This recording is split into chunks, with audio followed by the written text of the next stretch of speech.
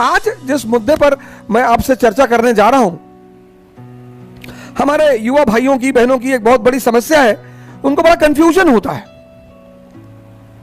इस 3 वर्ड में, जीविकोपार्जन, लाइवलीहुड, एम्बिशन और गोल। मैंने बहुत सारे लोगों को देखा, वो इस 3 वर्ड को समझ नहीं पाते, और यह समझना बहुत जरूरी है, बहुत जरूरी। लाइवलीहुड का मतलब है जीविकोपार्जन, जीवन जीने की जो आवश्यकता है उसको मैनेज करना। एम्बिशन मतलब आपकी ड्रीम, और गोल मतलब आपका लक्ष्य।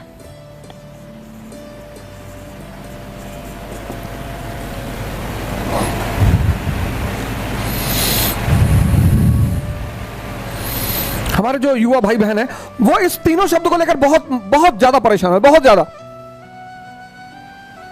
बहुत ज्यादा। अब इन तीनों में फर्क क्या है? इसमें अगर आप उलझे तो आप गए। जैसे मैं मिडिल क्लास से आता हूं, लोअर मिडिल क्लास,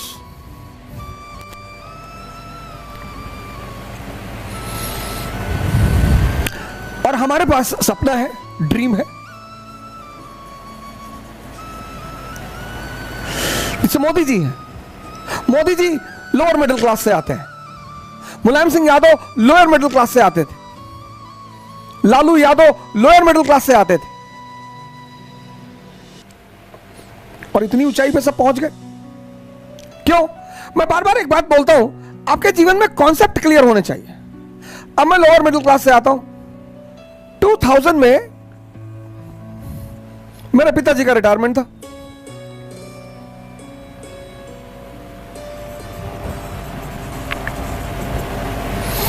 जो कि बहुत सारे लोगों के साथ यह परिस्थिति होती है।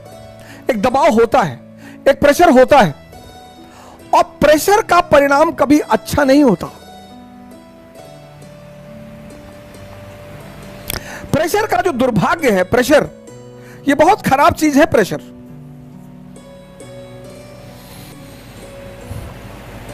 प्रेशर स्ट्रेस को पैदा करता है। स्ट्रेस का बड़ा भाई है डिप्रेशन, और डिप्रेशन अगर क्रॉस कर जाए अपनी लिमिट तो इंसैनिटी, पागलपन।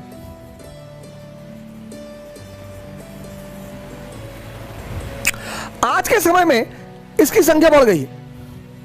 इसकी जो संख्या है वो भारत में बहुत बढ़ गई है। 70% युवा हमारे डिप्रेशन का शिकार है।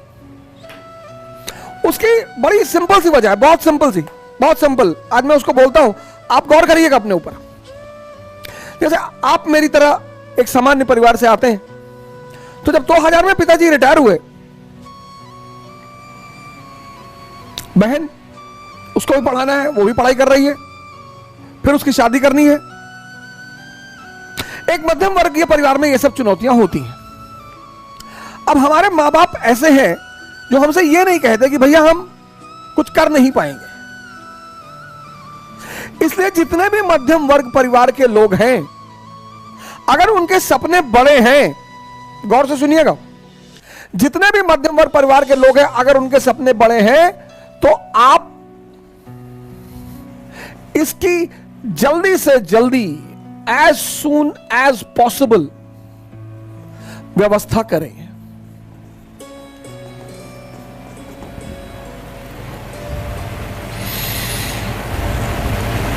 20 साल में कर लें, बहुत अच्छा है। मेरे जीवन के कुछ पहलू हैं।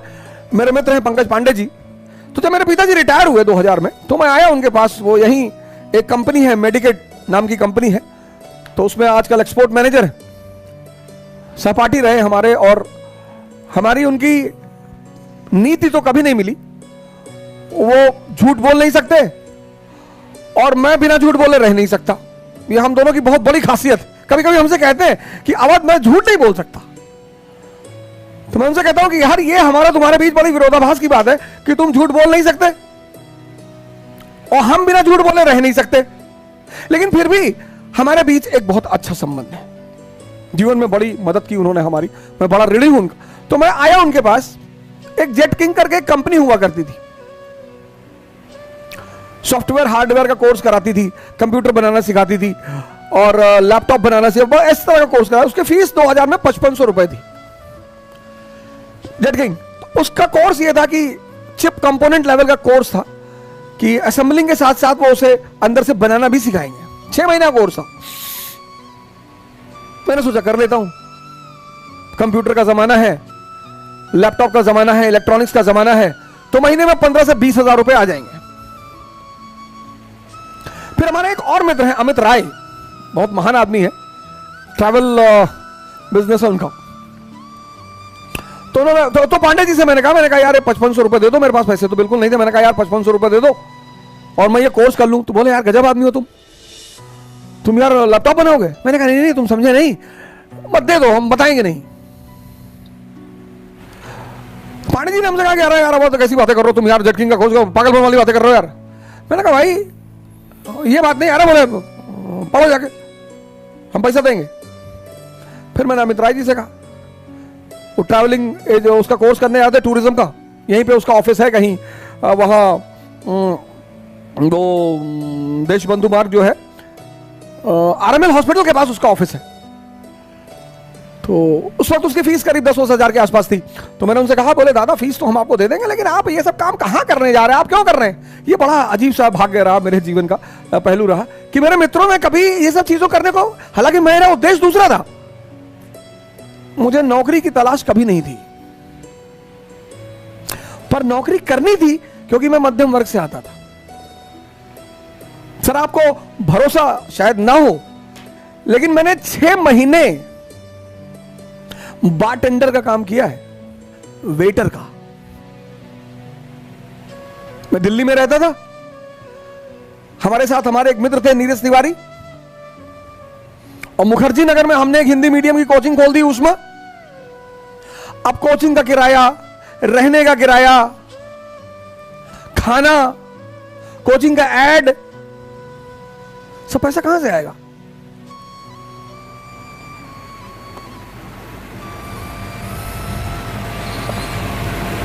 तो दिल्ली के एक होटल में बारटेंडर का काम किया सर। सैलरी बहुत कम मिलती थी सर, टिप बहुत ज्यादा मिलती थी।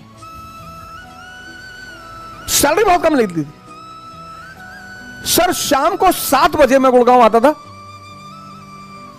और रात को 3 बजे मैं वापस घर पहुंचता था, और सुबह 8 बजे मैं क्लास ले जाता था। और सर किसी को नहीं, सर किसी को नहीं, मेरी पत्नी को मुझे हर महीने पैसा भेजना होता था। मेरी बच्ची, पहली बच्ची जो मेरी बड़ी वाली बेटी है, उसका जन्म हो चुका था, उसको पैसा भेजना होता था। यह है जीविकोपार्जन। यह छोटा नहीं होता सर। आप शर्मिंदा बिल्कुल ना हो कि लोग क्या सोचेंगे, खाने को देते हैं, लोग भाड़ में जाएं, कुछ भी सोचें, अपने सपनों को पूरा करना है।